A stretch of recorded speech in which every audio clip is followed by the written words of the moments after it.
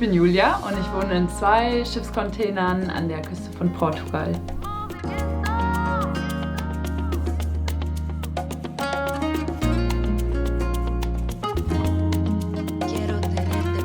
Herzlich willkommen, das hier sind meine beiden Container, in denen ich hier in Portugal an der Küste wohne.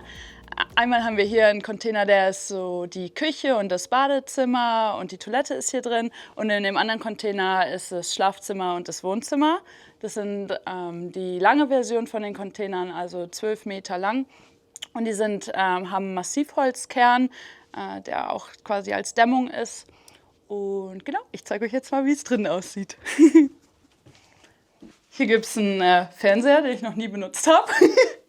Und genau, hier ist einfach so ein bisschen die Chill-Ecke, ist mehr so das Hundebett und ja, Gitarre, so.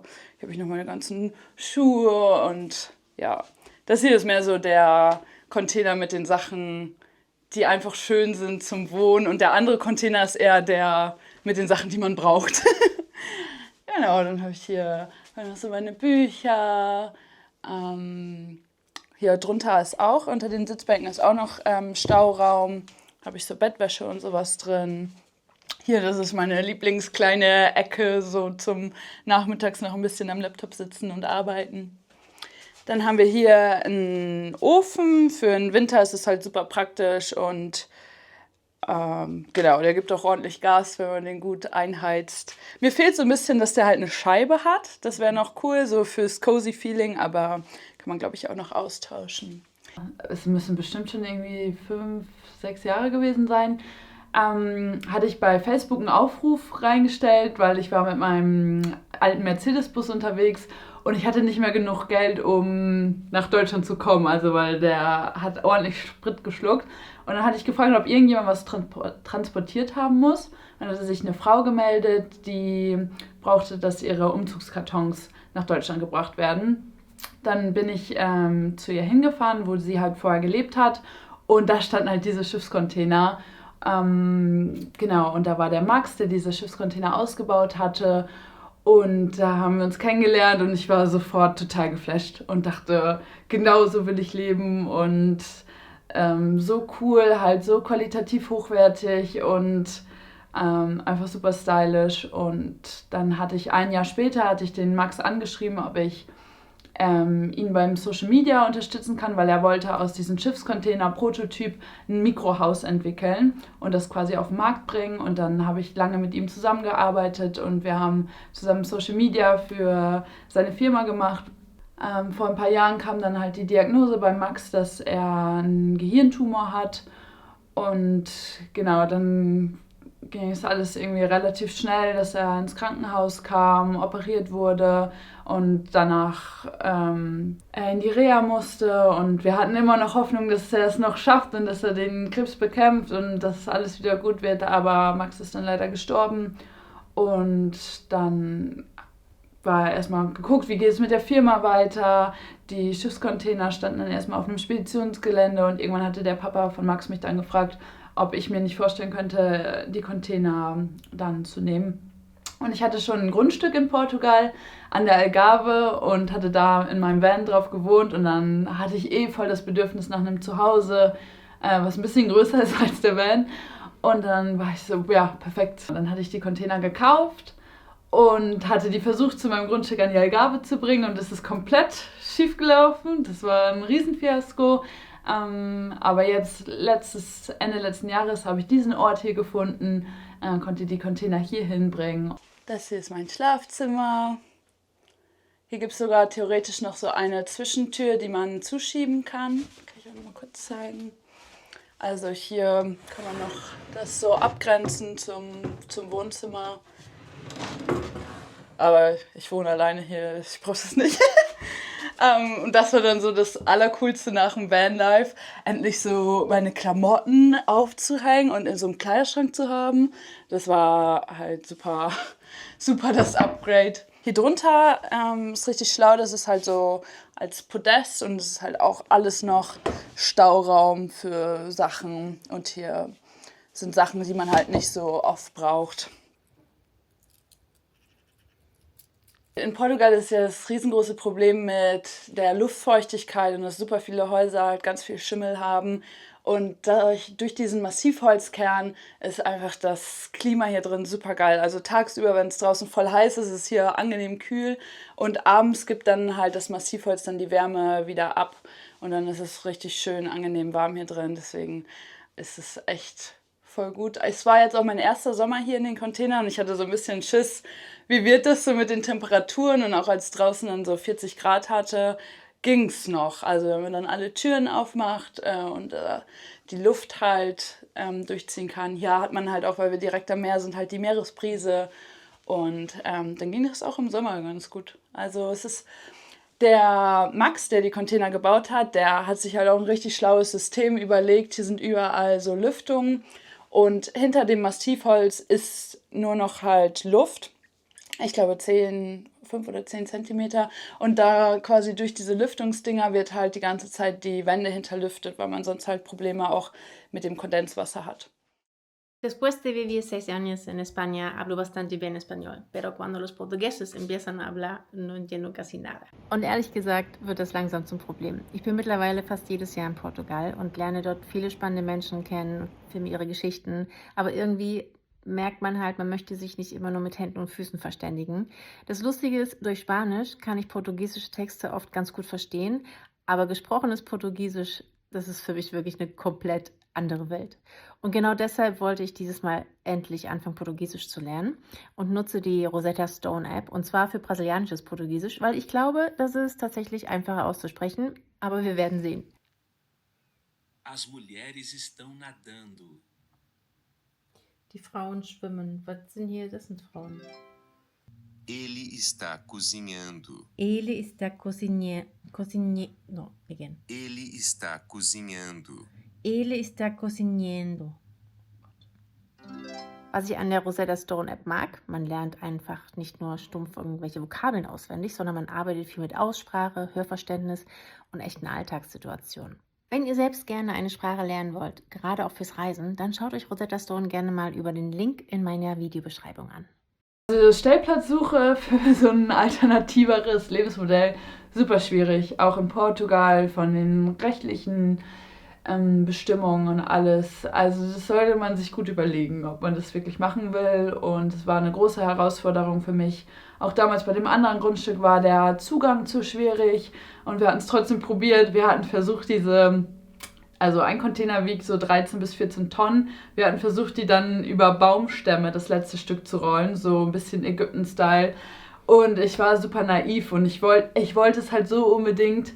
Und das hatten wir probiert. Das ist natürlich komplett schief gegangen. Also das war halt so eine Dirt Road und wir halt mit diesen 14-Tonnen-Containern und dem 60-Tonnen-Kran, der dann diese Container auf diese Baumstämme abgelassen hat und völlig bescheuert. Und das hat mich sehr, sehr viele Nerven gekostet.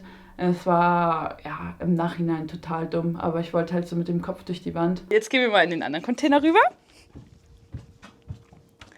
Ja, genau. Und hier ist halt das so, man muss halt immer rüberlatschen von dem einen in den anderen. Und es ist schon die Idee, hier dann nochmal vielleicht ein Dach drüber zu setzen, dass man dann halt im Winter, wenn es regnet, im Trockenen dann rübergehen kann. Aber Step by Step. Okay, dann zeige ich euch jetzt mal die ganzen versteckten, coolen Sachen hier. Also das hier ist halt auch nochmal ein cooles Regal. Es hat nicht so viel Tiefe, aber man kann trotzdem ja, so Weingläser und Sachen, die man jetzt nicht so oft braucht, reinpacken. Dann geht es hier weiter. Genau, hier ist versteckt hinter der Tür die Toilette. Das ist eine Komposttoilette mit so einem Trennsystem. Das ist einmal der Urin, geht zu meinem Grauwasserfiltersystem und genau, alles andere kompostiere ich auf einem separaten Haufen. Der ist da hinten so. Dann hat hier der Max auch noch richtig cool so ein Schuhregal eingebaut. Aber das nutze ich nicht. Ja, ist mir ein bisschen zu... Aber er hat halt wirklich so jeden Platz hier genutzt für schlaue Sachen.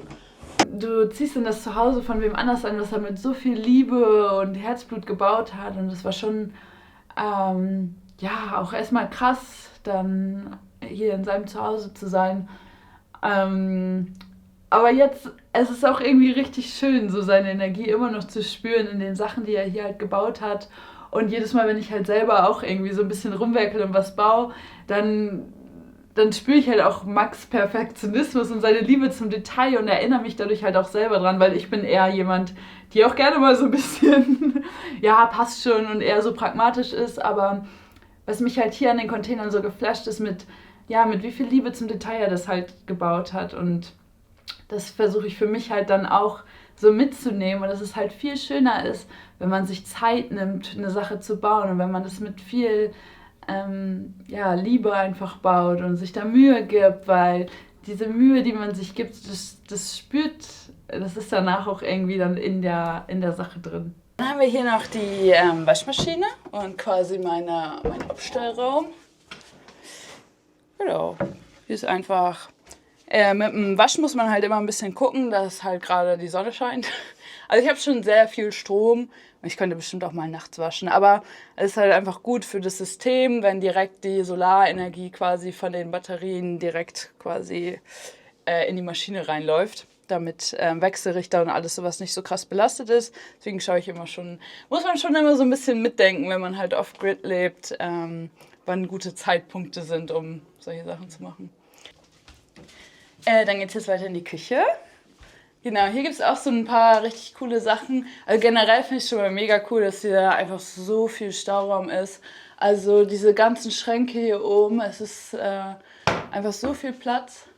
Und auch hier, das habe ich so richtig im Van vermisst, dass ich alle meine Sachen so übersichtlich irgendwo stehen habe. Und dann hat der Max hier halt noch so ein Fach eingebaut, wo man so den Biomüll rein tun kann. Das nutze ich jetzt gerade noch nicht, aber da kann man quasi einfach eine Tüte reinhängen und dann ist das ganz cool. Und hier hat er dann halt noch eine Steckdosenleiste verbaut. Das ist ganz nice. Die dann ein- und ausfährt. Also den Platz einfach sehr gut genutzt. Es gibt sogar eine Spülmaschine, eine kleine, aber es reicht halt voll. Benutze ich jetzt nicht so häufig. Und was noch cool ist, was ich richtig cool finde, ist, dass der Backofen funktioniert mit Strom und mit Gas. Also das kann man dann halt auch, je nachdem halt, wenn halt viel Sonne scheint, dann mache ich den Backofen halt mit Strom oder sonst halt mit Gas oder manchmal so eine kleine Mischung.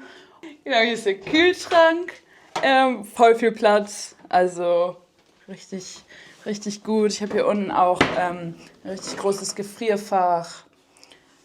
Hier ist dann so ganze Müll und so Saubermachzeug. Ja, genau. Und das hier ist noch ein Foto von Max. Der hängt da als kleiner Reminder. Ja. Dann geht's jetzt weiter ins Office. Hier ist einmal auch noch ganz viele Schränke mit ganz viel Platz für Sachen. Hier habe ich so Werkzeug drin und alles Mögliche. Genau, und hier ist mein kleines Office.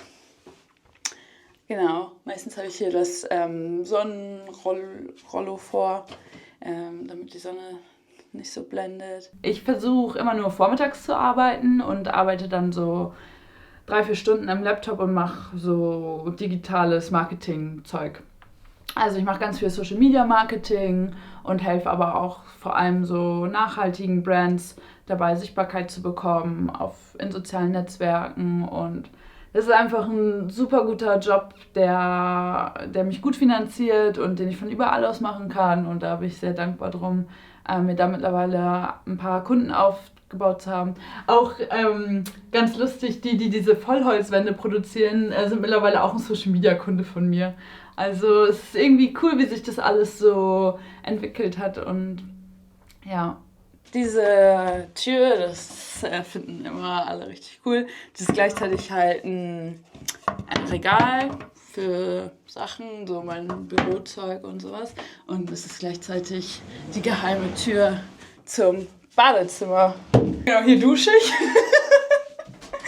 Und das ist aber schon geil mit diesem riesen Fenster hier und genau, schau halt so auf mein Grauwasserfiltersystem, wo dann das Wasser reinläuft und dann zur Banane geht und so.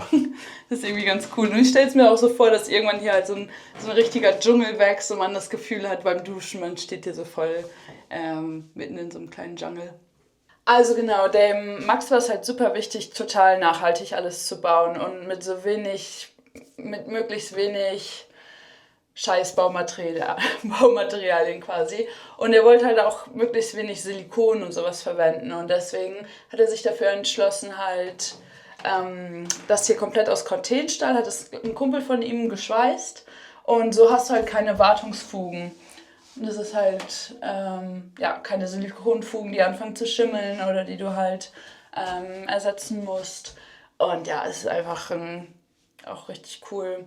Und genau, das ist halt so gerösteter Cortenstahl, das ist, glaube ich. Den muss man dann so einmal, ja, wahrscheinlich schon so zweimal im Jahr mit so Ovatrolöl behandeln, dass der Rost quasi nicht abgeht. Aber ist richtig cool. Und was halt hier im Bad halt super wichtig ist oder generell, dass alle Produkte, die ich halt verwende, komplett biologisch abbaubar sind. Also das ist halt super wichtig, weil alles geht halt direkt in das Grauwasserfiltersystem und dafür ist es halt wichtig, dass man schaut bei den Produkten, dass es alles super ökologisch ist.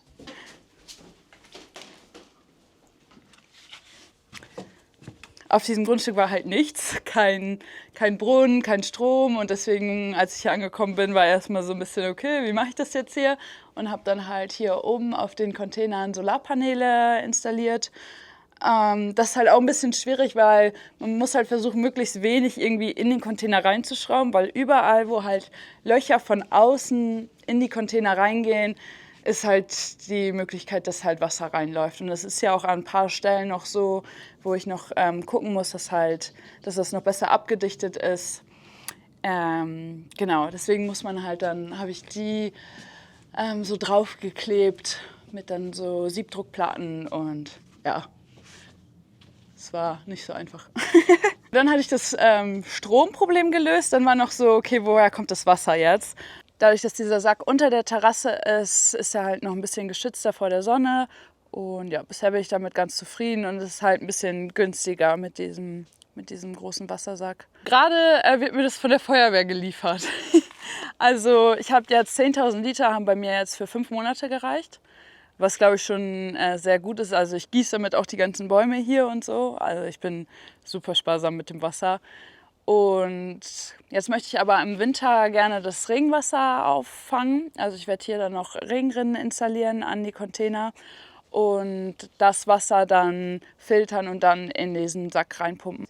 Ja, ist schon viel teurer. Du bezahlst halt dann mit der Anfahrt und allem habe ich jetzt glaube ich 300 € für 10.000 Liter bezahlt. Also, wenn ich jetzt so drüber nachdenke, was so der Unterschied ist zwischen hier wohnen und in so einer ganz normalen Wohnung, ist, dass man schon einfach viel mehr Aufwand hat mit Sachen.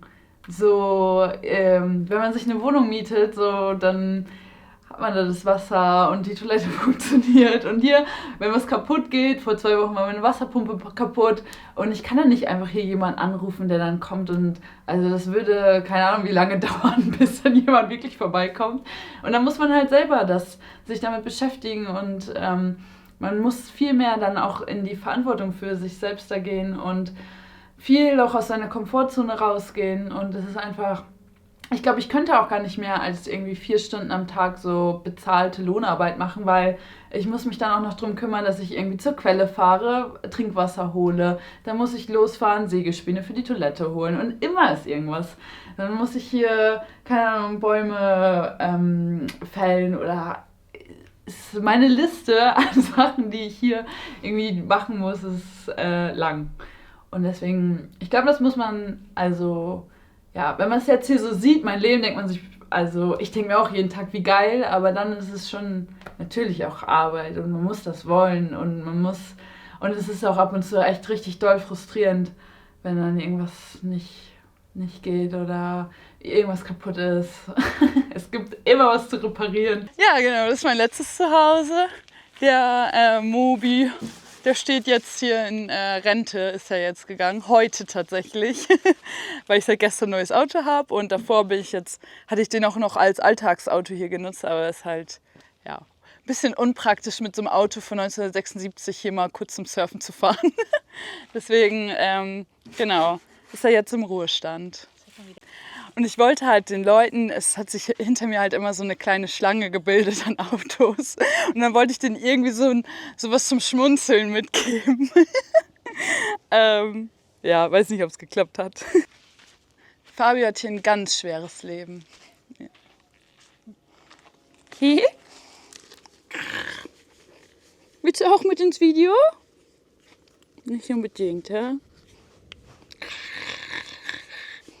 Hier ist jetzt so meine Geräte-Gerümpelecke. Schuppen. Ja. Also, hier kommt das Grauwasser raus. Und was richtig cool ist, hier wachsen jetzt halt auch irgendwie Tomaten. Also random, weil die halt wahrscheinlich irgendwann, als ich irgendwas mit Tomaten abgespült habe, sind halt die Samen hier reingekommen. Und jetzt wächst hier auch irgendwie so eine riesige Zucchini-Pflanze. Was auch irgendwie ganz cool ist. Aber eigentlich geht es halt darum, hier sind so unterschiedliche Gesteinsschichten und dann läuft das Wasser da rein. Dann wird es quasi durch die Pflanzenwurzeln dann einmal gefiltert. Und also die Banane, die habe ich da vor, ich glaube, einem Monat reingepflanzt und die geht so komplett ab. Die hat schon ein kleines Baby produziert, also es ist mega, mega gut. Die scheint es richtig zu lieben. Das ist mein Stromschrank.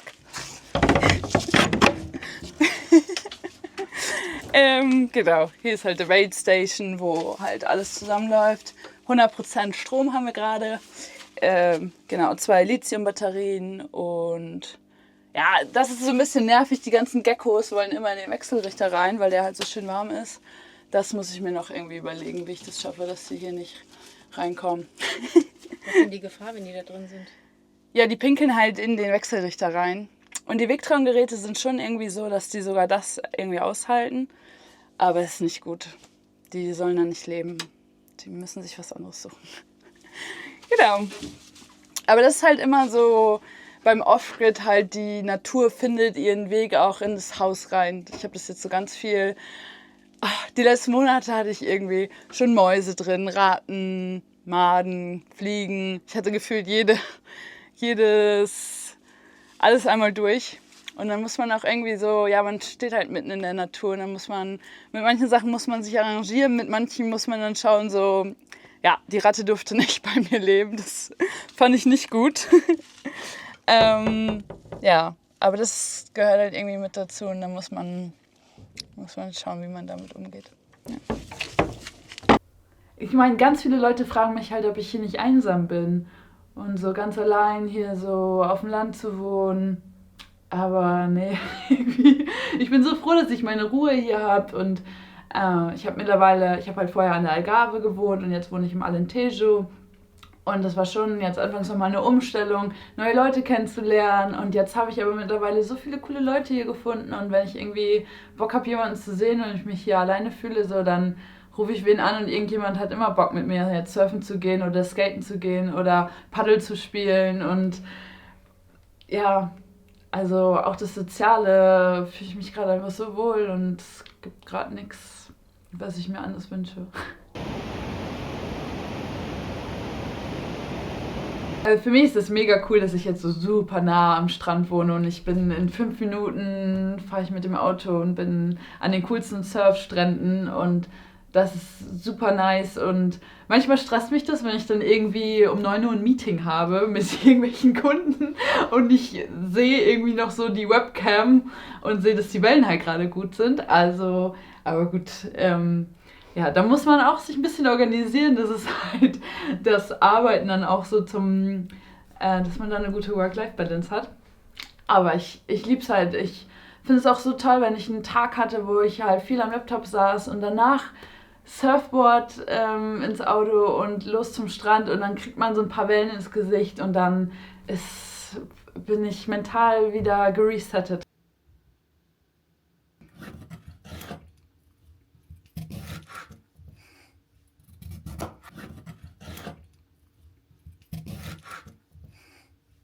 Das ist ja so das beste Beispiel dafür, dass du deine Träume nicht aufschieben solltest.